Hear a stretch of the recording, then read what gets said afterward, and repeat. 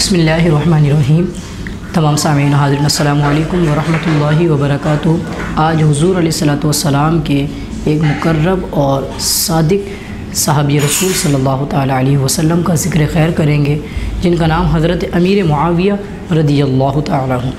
یہ بات یقیناً اس میں کوئی دو رائے نہیں ہے کہ اس امت کے سب سے بہترین لوگ حضور علیہ الصلوۃ والسلام کے صحابہ ہیں، کہ انہوں نے حضور علیہ الصلوۃ والسلام سے علم سیکھا ہے۔ وہی نفوس قدسیاں ہیں جن کے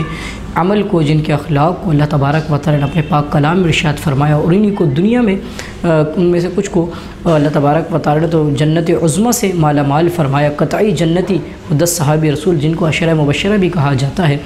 اور سب صحابہ کرام علیہم رضوان سے اللہ تبارک و تعالیٰ نے جنت کا وعدہ فرمایا۔ وہ صحابی رسول کہ جو الحمدللہ حضور علیہ الصلوۃ والسلام کا دیدار کر ایمان لائے اور صحابیت کے منصب سے سرفراز اور ایمان پر ان کا خاتمہ ہو، یہ تاریخ ذہن نشین رکھے۔ اللہ نے ان کے لیے فرمایا رضی اللہ عنہم ورضوا عنہ، اللہ ان سے راضی ہے، وہ اللہ سے راضی ہے۔ اور اسی کو اللہ حضرت عمر فاروق اعظم نے روایت کے اندر، جو مشکات کی روایت ہے، فرمایا میرے صحابہ امت کے بہترین لوگوں میں سے ہیں اور میرے صحابہ کا ادب اور احترام کیا کرو۔ تو حضرت امیر معاویہ رضی اللہ تعالیٰ صحابہ رسول میں سے بھی ایک صحابی رسول ہیں، اور کیوں نہ ہوں کہ آپ کا خود کہا جاتا ہے کہ حضور علیہ الصلوۃ والسلام سے جو آپ کا سلسلہ نسب ہے وہ عبد مناف سے جا کر حضور علیہ الصلوۃ والسلام کے آل اور آپ کی نسب سے جا کر مل جاتا ہے۔ کہا جاتا ہے شروع اسلام میں تو آپ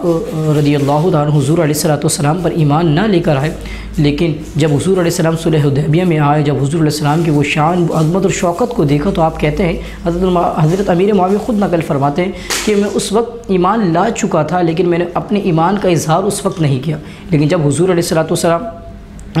قضاء عمرہ کے لیے تشریف لائے تو میں اس وقت ایمان لا چکا تھا۔ اور اس بات کو میں نے خود اپنے والد صاحب سے کہا، تو انہوں نے میرے دوسرے بھائی کے بارے میں کہا کہ یہ میرا بیٹا، یعنی حضرت امیر معاویہ کے علاوہ جو دوسرے ان کے صاحبزاد، فرمائے یہ میرا بیٹا تم سے بہتر ہے۔ فرماتے ہیں پھر جب فتح مکہ کا واقعہ آیا تو میں نے خوب آگے بڑھ کر حضور علیہ الصلوۃ والسلام کے خدمت اقدس کے اندر اپنے اسلام کا اظہار فرمایا، جس کو اللہ کے محبوب علیہ الصلوۃ والسلام نے خیر مقدم فرمایا۔ وہ صحابی رسول ہیں کہ جو یقیناً حضرت ابو سفیان رضی اللہ تعالی عنہ کے صاحبزادے ہیں۔ ابو سفیان آپ کو پتہ ہے کون ہے؟ ابو جہل، جو کفار قریش مکہ کا سردار تھا۔ جب غزوہ بدر کے اندر اس کو صحابہ کرام علیہم رضوان نے واصل جہنم کیا، وہ معاذ اللہ اپنی موت مرا، وہ شخص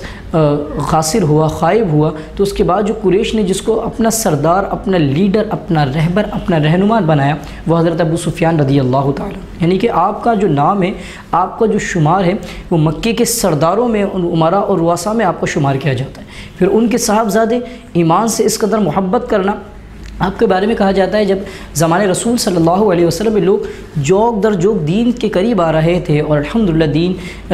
سے فیضیابی حاصل کر رہے تھے، مسلمان ہو رہے تھے، تو ایک یمنی بادشاہ کا جو وفد تھا وہ آپ کی حضور صلی اللہ علیہ وسلم خدمت میں حاضر ہوا، اور اس میں سے ایک بادشاہ جو یمن کا تھا بڑی خوبصورت انداز میں اونٹ پر سوار آیا، اور حضور علیہ الصلوۃ والسلام نے ان کا بھی خیر مقدم فرمایا، اپنی چادر ان کے سامنے لگائی، ان کی خاطر تواضع کا اہتمام فرمایا، یہاں تک کہ حضور علیہ السلام اپنے ممبر انور پر جلوہ فروز ہو گئے، اور ان کی آقا کریم علیہ الصلوۃ والسلام نے جو حوصلہ افزائی کی اور ان کے لیے برکت کی دعا فرمائی۔ اور پھر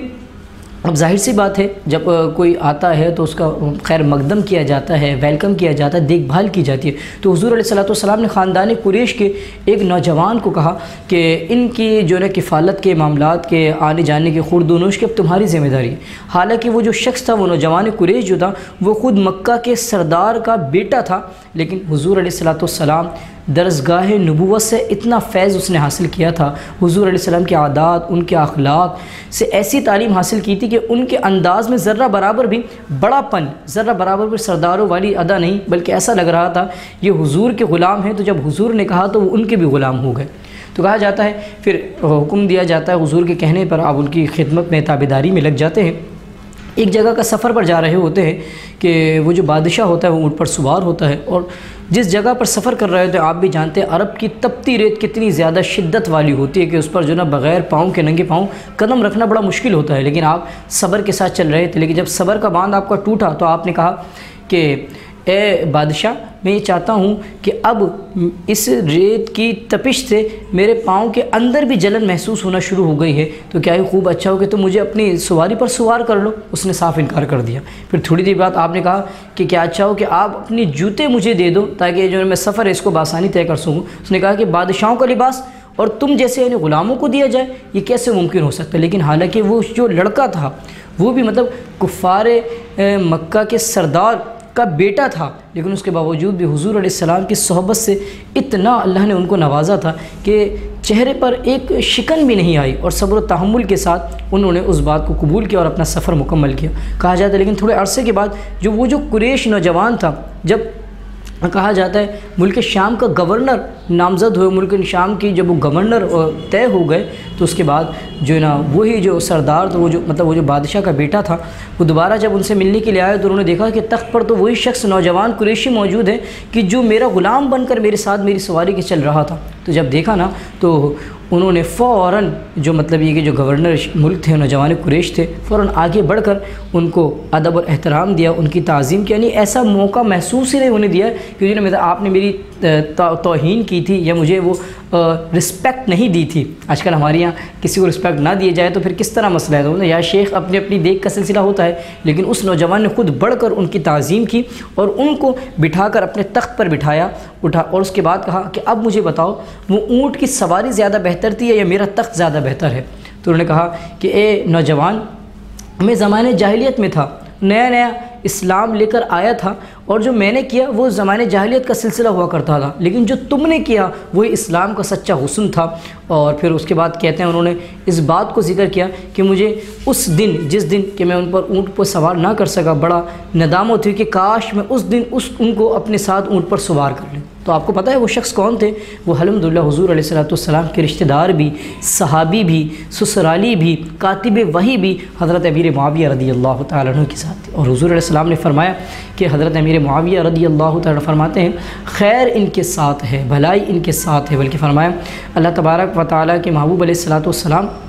ان کے لیے کثیر احادیث طیبہ اللہ کے محبوب علیہ السلام نے ان کے ایمان پر اور ان کے جو ہے نا کردار پر، ان کے آداب پر اور احترام پر جو ہے نا وارد فرمائی ہیں۔ آپ کاتب وحی ہیں، قرآن کریم کی حفاظت کا ذمہ حضور علیہ السلام کے ذریعے سے آپ نے اپنے ذمہ کرم پر لیا۔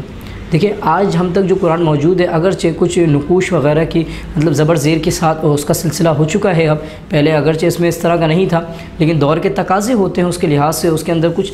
تبدیلی جو کہ جائز ہوں، جو کہ علماء اور جو نا اس چیز کو جانتے ہوں اور عوام کی سہولت کے لیے ہو تو اس کو، لیکن جو آج ہم تک پہنچا ہے تو اس کی حفاظت کا جو ذمہ ہے رب اپنے کرم پر لیتے ہوئے، اس کا جو عہدہ تھا، اس کا جو منصب تھا، وہ صحابہ کرام علیہ مرد انہوں نے بڑی دیانت داری کے ساتھ، امانت داری کے ساتھ حضور علیہ السلام کے دین کو تمام صحابہ نے ہم تک پہنچایا۔ کیونکہ اللہ کے محبوب علیہ السلام نے فرمایا کہ اصحابک النجوم کاہتدیت بہا اہتدیتم، میرے صحابہ ستاروں کی مانند ہیں، جن کی پیروی کرو گے ہدایت پا جاؤ گے۔ تو اللہ تبارک و تعالی ہم سب کو ان سے سچی محبتیں عطا فرمائے۔ بلکہ آپ آل رسول سے اکثر لوگ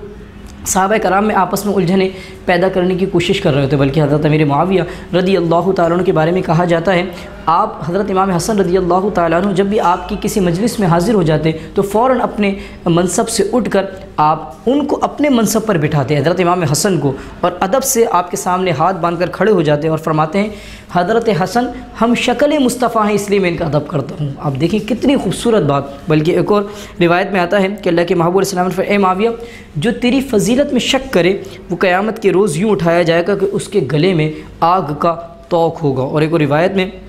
اللہ کی محبوب علیہ السلام نے ارشاد فرمایا حضرت سیدنا ام المؤمنین حضرت سیدنا ام حبیبہ رضی اللہ تعالیٰ عنہ روایت فرماتی ہیں کہ حضور علیہ السلام نے ارشاد فرمایا اللہ بروز قیامت آپ کے بھائی یعنی کہ آپ کی بہن کو کہا جو کہ حضور علیہ السلام کی زوجیت میں تھی، فرمایا اللہ آپ کے بھائی یعنی حضرت امیر معاویہ رضی اللہ تعالیٰ عنہ کو اس طرح اٹھائے گا بطور قیامت کہ جو نا ان پر نور کی چادر ہوگی۔ سبحان اللہ، اللہ کے محبوب علیہ السلام کی کتنی خوبصورت حدیثیں ان صحابی رسول کے بارے میں ہیں۔ اللہ ہم سب کو ان کا سچا ادب اور احترام عطا فرمائے۔ اب اس فضیلت کے ساتھ کچھ لوگ آپ کے جو معاملات تھے صحابہ کرام علیہ رضوان، آپ کے حضرت علی رضی اللہ تعالیٰ عنہ کے ساتھ جو بھی معاملات ہوئے، ہم اس میں یہ کہتے ہیں کہ ہم بڑے لوگوں کی بڑی باتیں ہوا کرتے ہیں، ہم اس پر اپنی زبانوں پر خاموشی کے تالے باندھ دیتے ہیں، کیونکہ جن کو اللہ رب العزت نے اپنی رضا کا مژدہ سنا دیا، اللہ کے محبوب علیہ الصلوۃ والسلام کی احادیث طیبہ ان کی عظمت اور شان پر جو نہ دلالت کر رہی ہیں، اور جنہوں نے دین کا کام بڑی مخلص انداز میں کیا، اور ان کے بعد اگرچہ ان کے بیٹے نے بڑا ظلم و ستم کیا، بہت وہ بدبخت ناہنجار، اور اس نے بڑا ظلم و ستم کیا آل رسول پر، ہم اس کی بالکل قطعاً اس کی جو ہے نا ہم ساتھ نہیں، حمایت نہیں کرتے ہیں، مذمت کرتے ہیں، بلکہ ہم تو کہتے ہیں ہم حضرت حسین رضی اللہ تعالیٰ عنہ کو بھی اپنا امام مانتے ہیں، مولا مرتضیٰ کو بھی اپنا امام مانتے ہیں، مولا معاویہ کو بھی حضرت امیر معاویہ کے پوتے کہا جاتا ہے، یعنی کہ حضرت یزید کے جو بیٹے تھے، جب ان کو بٹھایا گئے نا تخت کے اوپر کہ جناب یہاں بیٹھیں، تو انہیں بیٹھنے سے منع فرما دیا۔ کیوں منع فرما؟ انہوں نے کہا کہ جو نا میں اس تخت پر کیسے بیٹھ سکتا ہوں جو آل رسول کے خون سے جو نا جو جس کو رنگا گیا ہو۔ تو دیکھیں یہ ان کی نسلوں سے اگر مثال کے طور پر کوئی اولاد نافرمان نکل جائے تو اس کا جو نا سارا کا سارا بہتان والد پر نہیں لگایا جاتا، ورنہ آپ دیکھیں حضرت آدم علیہ السلام کے بیٹے حابیل اور قابیل کا واقعہ ہمارے سامنے ہے، اسی طریقے سے حضرت لوط علیہ السلام کے بیٹے کا واقعہ ہمارے سامنے ہے، تو اسی طریقے سے آپ ان سب کو بخوبی جانتے ہیں۔ دیکھیں ہم اگر اعتراضات کے سلسلے کریں گے تو پھر ہم دین پر چل کس طرح سکیں گے؟ مطلب جن سے دین آ رہا ہے انہی کو ہم اگر معاذ اللہ قابل توہین سمجھیں، معاذ اللہ ان کی تعظیم نہ کریں، انہی کو قابل گستاخ سمجھیں، تو پھر یقیناً ہم تک کچھ نہیں رہ جاتا ہے۔ اللہ تبارک و تعالی ہم سب کو ان کا ادب اور احترام کرنے کی توفیق عطا فرمائے۔